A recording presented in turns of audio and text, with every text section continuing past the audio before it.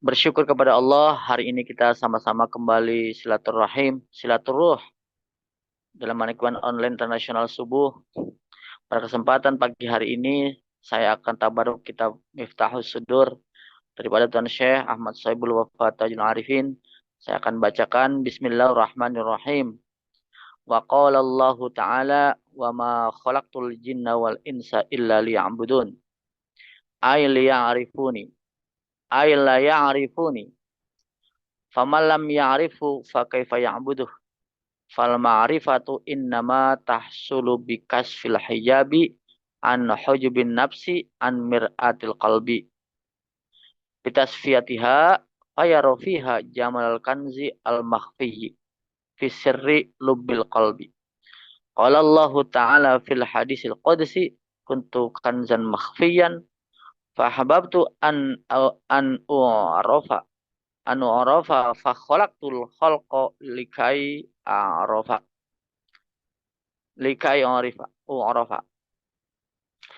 Bapak Ibu, ikhwan akhwat, para pencinta kesan jiwa, pada kesempatan hari ini, pagi hari ini, kita baru saja membacakan satu paragraf di dalam kitab Miftahus Sudur bahwa pengersa Abah merujuk yang pertama yaitu ayat Al-Quran wa ma khalaqtul jinna wal insa illa liya'budun. Kita semua hafal tentang ayat ini yang artinya dan aku tidak menciptakan jin dan manusia melainkan supaya liya'budun untuk menyembah. Jadi Bapak Ibu ikhwan akhwat, sebenarnya kita hidup ini kita ya katakanlah berrepot-repot bekerja, kita bersusah-susah untuk sekolah, kita berumah tangga, bahkan kita beribadah itu sendiri adalah liya'budun untuk menyembah kepada Allah. Kalau kita lihat dari konteks Quran ini bahwa apapun yang kita lakukan berkenaan dengan hidup kita, yaitu kita adalah untuk beribadah kepada Allah Subhanahu wa Ta'ala. Namun para ulama pengersa Abah yang ma'rifatullah menjelaskan bahwa apa? Liya'budun di sini tidak semata-mata berarti menyembah dalam arti ritual saja. Tetapi di sini dilanjutkan apa itu? Yaitu untuk liya'rifun, untuk mengenalku, untuk mengenal Allah, untuk ma'rifat kepada Allah. Famalam ya'rifu fa kaifa ya'budu. Kata Abah, bagaimana kita bisa menyembah Allah kalau kita tidak ma'rifat kepada Allah Subhanahu wa Ta'ala. Nah, jadi ibadah kita ini, hidup kita ini yang pertama adalah semata-mata untuk beribadah kepada Allah. Tetapi ibadah di sini tidak hanya ibadah yang sifatnya ritual saja, tetapi ibadah yang betul-betul tidak semata-mata menyembah secara ritual, tetapi untuk mengenal Allah, untuk ma'rifatullah. Maka Abah mengajarkan kepada kita apa? Ilahi anta maksudi waridhoka matlubi atini mahabbataka wa ma'rifat. Untuk mendapatkan ma'rifah, kenal sama Allah. Nah, apa itu ma'rifah? Abah mengatakan bahwa ma'rifah itu adalah wujudnya itu tersibak tirai penghalang nafsu di dalam cermin hati kita. Jadi kalau ibarat hati kita adalah cermin, maka caranya adalah kita bersihkan cermin hati kita dari nafsu, dari penghalang-penghalang, dari rodail-rodail kotoran-kotoran sampai bening.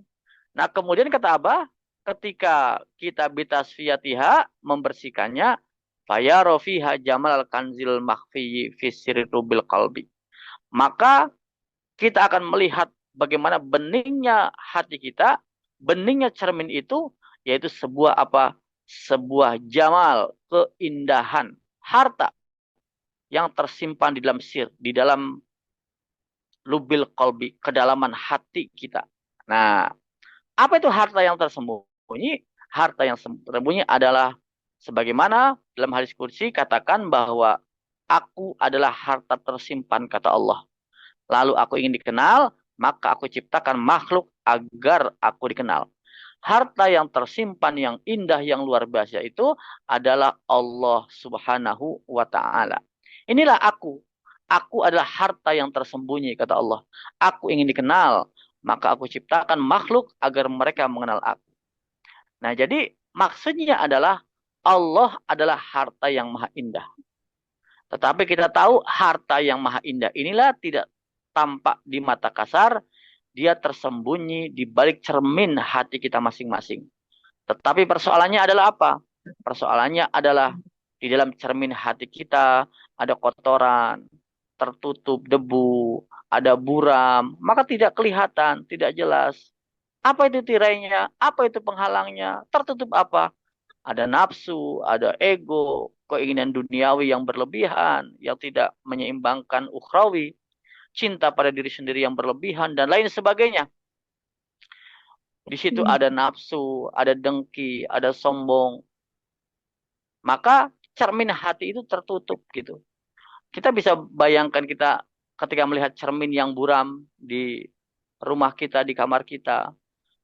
Tanpa terasa kita biasanya bercermin indah gitu ya. Ternyata semakin hari semakin buram, sebulan, 2 bulan, setahun nggak pernah dibersihkan. Lama-lama cermin itu minimal kalaupun nggak tertutupi jadi buram. Tidak enak gitu ya. Lama-lama akhirnya tertutup juga, maka tidak jelas, tidak clear. Itulah cermin. Nah, maka cermin itu mesti dibersihkan. Dari kotoran-kotoran dilap, dibersihkan gitu ya, dengan pencucinya, dengan caranya digosok gitu ya, dan lain sebagainya. Maka cermin itu menjadi bening, maka indah, clear. Nah, sama. Di sini Abah mengistilahkan namanya cermin hati. Kita semua punya cermin hati, itu mesti dibeningkan cermin tersebut. Mesti dilap. Agar apa? Agar di balik cermin itu ada keindahan, kata Abah. Keindahan itu berupa sesuatu yang tertutup, tersembunyi. Itulah Allah Subhanahu wa Ta'ala. Maka kita jelas betul bahwa ila rabbiha nazirah. Orang-orang, wajah-wajah orang-orang mukmin itu pada hari itu melihat Allah Subhanahu wa Ta'ala. Nah, Bapak Ibu, Irfan Akhwat, para pecinta kesan jiwa, dari pembahasan kita hari ini, kitab Miftahus Sudur, maka jelas sekali bahwa hidup kita bersusah-susah, hidup kita menjalani apapun aktivitas kita adalah untuk beribadah kepada Allah. Beribadah kita kepada Allah bukan hanya menyembah secara ritual saja, hanya sholat secara syar'i saja, sodako seperti itu saja, puasa seperti itu saja. Tetapi ada yang lebih hebat dari semua perjalanan ritual kita adalah untuk bermakrifat, makrifat kepada Allah. Nah, cara kita untuk makrifat kepada Allah, kenal kepada Allah. Karena tidak mungkin kita bisa ibadah kalau kita nggak kenal Allah. Maka pantas saja banyak orang yang beribadah tidak khusyuk. Di situ tidak nyak-nyak, tidak serius. Maka kita melihat pengersa Abah, kenapa ibadahnya begitu nikmat, khusyuk, semangat, tidak ada kata malas, tidak ada kata nanti. Masya Allah. Kenapa? Karena beliau kenal Allah. Beliau merasa dilihat Allah. Sholat awal waktunya, zikirnya, qiyamul lailnya, ibadah-ibadah lainnya. Karena beliau kenal Allah. Orang yang kenal Allah, maka dia kenal betul. Mau ada, mau dilihat orang, nggak dilihat orang, tetap karena kenal Allah. Seperti kita kenal dengan seorang pejabat, kenal dengan seorang pimpinan. Maka kalau kenal, kita tahu bagaimana kita ketika mendapat perintah, mendapat tugas, maka kita betul-betul mengerjakannya. Berbeda kalau kita tidak kenal. Nah, maka kata Abah, gimana kita mau menyembah Allah kalau kita nggak kenal Allah? Maka disinilah penting bahwa dalam Miftahus Sudur ini, ternyata kita penting kenal Allah. Nah, cara kenal Allah itu nggak mudah. Kenapa? Karena cermin hati kita tertutupi, tirai, ada penghalang, ada hijab. Maka yang membuat kita nggak kenal Allah, hijabnya, ada egonya, ada hawa nafsunya, yang menutupi, ada sombongnya, dan sebagainya. Untuk kita semua dan saya dan kita semua. Tapi lihat pengerasa Abah. Karena penghalang itu sudah tidak ada, maka disitulah dia kenal Allah. Beliau kenal Allah. Tetapi Abah mengajarkan kepada kita, memberikan alatnya kepada kita sama semuanya.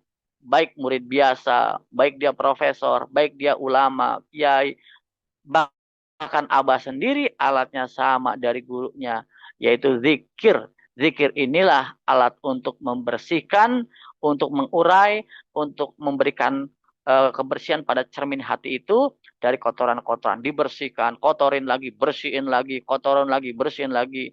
Berbuat dosa lagi, zikir lagi, berbuat dosa lagi, zikir lagi. Lupa lagi ngomongin orang, zikir lagi. Seperti itu. Lupa lagi ghaflah, zikir lagi, lupa lagi, zikir lagi, lupa lagi, ingatkan, lupa, ingatkan. Karena tekniknya begitu. Karena kita tidak bisa ingat sama Allah 24 jam. Belum bisa gitu ya. Berbeda orang-orang pilihan guru-guru kita. Idealnya kita ma'rifat kepada Allah, ingat kepada Allah setiap hari, setiap saat 24 jam. Kita nggak bisa. Maka tekniknya, rumusnya luar biasa ini. Saya melihat, Masya Allah. Rumusnya luar biasa. Metodenya luar biasa. Exercise-nya luar biasa. Apa? Lupa, ingatkan. Lupa, ingatkan. Kata Abah nggak mengatakan begini. Kamu lupa sama Allah, dosa besar. Enggak. Tekniknya lupa. Kalau lupa, ya ingatkan. Lupa lagi, ingatkan lagi. Nah ini Masya Allah. Jadi tekniknya itu luar biasa. Ghaflah, zikir lagi. Ghaflah, zikir lagi. Lupa, ingat lagi. Lupa, ingat lagi. Jadi lupa, ingatkan dengan apa? Zikir la ilaha illallah dan zikir khafi. Maka itulah alat untuk kita mendapatkan cara untuk membersihkan cermin hati kita. Kalau sudah bersih, kata Abah Anom, adalah apa? Maka disitulah nampak keindahan, harta yang luar biasa, yang tidak ada bandingnya, yaitu Allah itu sendiri. Karena Allah tersimpan di dalam balik cermin hati yang luar biasa. Harta yang tersimpan. Aku adalah harta yang tersimpan, kata Allah. Alhamdulillah, alhamdulillahilladzi faddalana ala katsirin min ibadihil mu'minin. Saya berdoa kepada Allah senantiasa dengan karomah berkat Tuhan Syekh untuk saya dan kita semua dan keluarga kita semua senantiasa semoga terus diberikan kekuatan untuk untuk memperbanyak zikir jaharnya, untuk menjaga zikir khafinya, lupa ingat, lupa ingat, lupa ingat. Dengan karomah barakat Tuhan Syekh, kita betul-betul sedang belajar berproses dan pada akhirnya kita menjadi murid dari Tuhan Syekh. Amin ya Allah ya Rabbal Alamin. Al-Fatihah. A'udzu billahi minasyaitonir rajim. Bismillahirrahmanirrahim.